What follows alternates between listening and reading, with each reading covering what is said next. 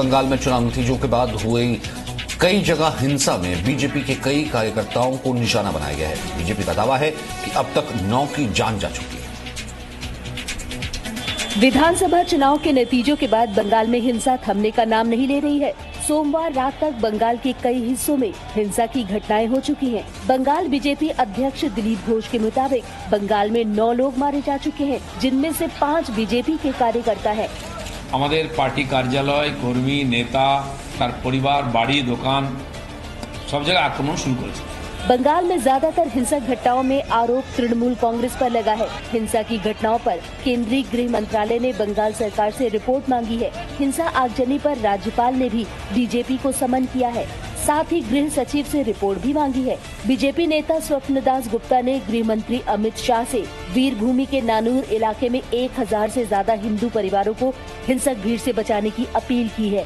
इसी तरह बीजेपी महासचिव कैलाश विजयवर्गीय ने हिंसा की वीडियो शेयर किए हैं, जिनमें महिला कार्यकर्ता को कुछ गुंडे पीटते हुए दिख रहे हैं। जिस वीडियो की जी न्यूज पुष्टि नहीं करता, इस वीडियो पर राष्ट्रीय महिला आयोग ने भी संज्ञान लिया है। दिल्ली में ऑक्सीजन का संकट आज खत्म हो सकता है। आज 205 tonne metric medical oxygen Delhi को मिलने जा रही है। दिल्ली में कोरोना मुसीबत के बीच और अस्पतालों में बेड्स की भारी किल्लत के बाद आज 250 टन लिक्विड मेडिकल ऑक्सीजन मिलने वाली है, जिसके लिए रेलवे 2 ऑक्सीजन एक्सप्रेस के जरिए 10 टैंकरों को दिल्ली ला रहा है। रेलवे ने आज सुबह तक 205 टन ऑक्सीजन के दिल्ली तक पहुंचने का लक्ष्य रखा है। पश्चिम बंगाल के दुर्गापुर से 120 टन ऑक्सीजन के साथ एक एक्सप्रेस दिल्ली के तुगलकाबाद रेलवे स्टेशन पर आज सुबह 11 बजे पहुंचने वाली है, जबकि दूसरी एक्सप्रेस 85 टन ऑक्सीजन लेकर गुजरात के हापा होते हुए गुरुग्राम पहुंचेगी। हापा से आने वाली ट्रेन गुरुग्राम में रुकेगी, जहां से ऑक्सीजन को दिल्ली सरकार के ट्रकों में ट्रांसफर कर शहर में लाया जाएगा। इसकी वजह से दिल्ली को राहत मिलने की उम्मीद है। दिल्ली के कई अस्पताल ऑक्सीजन की आपूर्ति करने के लिए गुहार लगा चुके हैं। दिल्ली में कोरोना से मौत का रिकॉर्ड एक बार फिर टूट गया है। इस दौरान पिछले 24 घंटे में 448 लोगों ने दिल्ली में जान गंवा दी।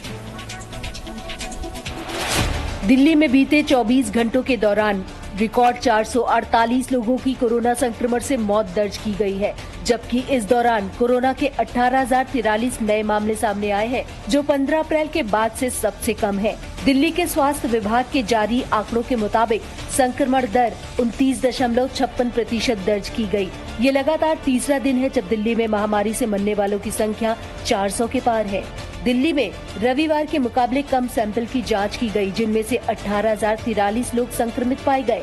ये 15 अप्रैल के बाद से सबसे कम आंकड़ा है, जब 16,699 लोग संक्रमित मिले थे।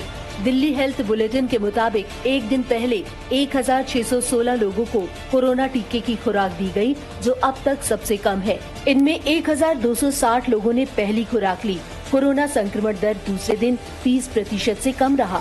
रविवार को संक्रमण दर 28.33% दर्ज किया गया था। महाराष्ट्र में पिछले 24 घंटे में कोविड-19 के 48,621 नए मामले सामने आए हैं। वहीं 59,500 लोग ठीक होकर डिस्चार्ज हुए हैं और 567 लोगों की मृत्यु दर्ज की गई। महाराष्ट्र में तमाम पाबंदियों के बावजूद कोरोना का कहर थमने का नाम नहीं ले रहा है। बीते 24 घंटों के दौरान 48,621 नए कोरोना मामले सामने आए हैं। वहीं 567 लोगों की मौत हुई है। इस दौरान राहत की खबर ये है कि 59,500 लोगों को अस्पताल से छुट्टी भी दे दी गई है। मुंबई में पाबंदियों के बाद कुछ हद तक कोरोना के मामलों में कमी देखने को मिल रही है। हालांकि स्थिति अभी भी गंभीर बनी हुई है। महाराष्ट्र में कोरोना के सक्रिय मामले 6,56,870 हैं। अब तक राज्य में कुल 70,851 लोगों की मौत हो चुकी है। इससे पहले रविवार को कोरोना के 56,647 नए मामले सामने आए थे। 51,356 लोगों को डिस्चार्ज किया गया था और 669 लोगों की मौत हुई थी। वहीं मुंबई में कोरोना के 3,672 नए पॉजिटिव केस सामने आए। 5,542 डिस्चार्ज हुए और इस दौरान 79 लोगों की मौत हुई। यूपी में कोरोना के बढ़ते मामलों के बाद नए प्रतिबंध लगाए गए हैं। वहीं आंध्र प्रदेश में भी आंशिक कर्फ्यू लगाया गया है।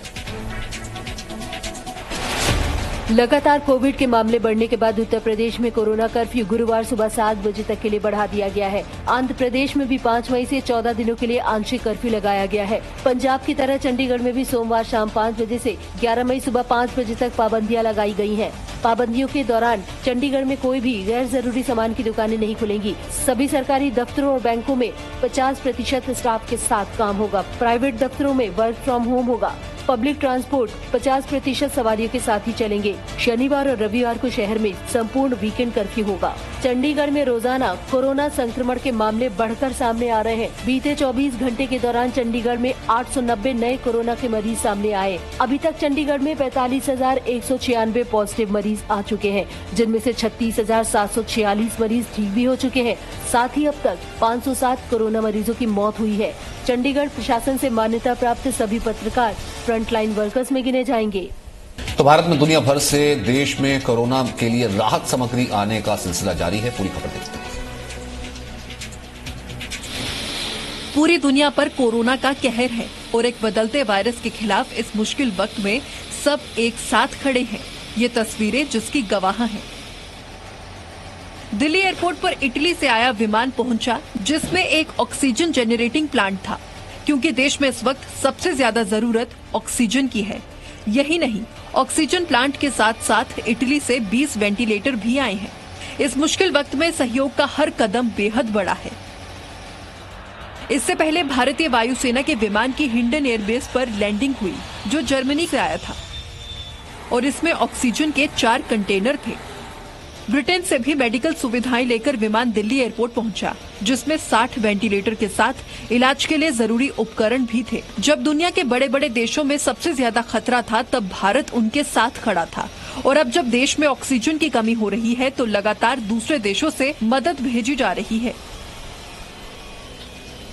2020 में हुए दिल्ली के दंगों को कोर्ट ने विभाजन के वक्त हुए नरसंहार वाला बताया है। साल 2020 में राजधानी में हुए दंगों पर दिल्ली की एक अदालत ने टिप्पणी करते हुए दंगों को विभाजन के समय हुए नरसंहार की याद दिलाने वाला बताया है। कोर्ट ने ये टिप्पणी एक जमानत याचिका खारिज करते हुए की है। अग्रिम जमानत याचिका खारिज करते हुए कोर्ट ने कहा है कि आरोपी के खिलाफ लगे आरोप गंभीर किस्म के हैं और सांप्रदायिक दंगे की आग भड़काने और उसकी साजिश रचे जाने का पर्दाफाश करने के लिए उसकी मौजूदगी जरूरी है। पिछले साल फरवरी में नागरिकता संशोधन कानून के समर्थकों और विरोधियों के बीच झड़प के बेकाबू हो जाने के बाद उत्तर पूर्वी दिल्ली में सांप्रदायिक हिंसा भड़क उठी थी, जिसमें कम से कम 53 लोगों की मौत हो गई थी। कोर्ट ने अपने 29 अप्रैल के आदेश में कहा, ये सबको पता है कि 24-25 फरवरी 2020 के दिन उत्तर पूर्वी दिल्ली के कुछ हिस्से सांप्रदायिक उन्माद की भेंट चढ़ गए, जो विभाजन के दिनों की नरसंहार की याद दिलाते हैं। Presenting V News app available on Google Play and App Store. Download it now.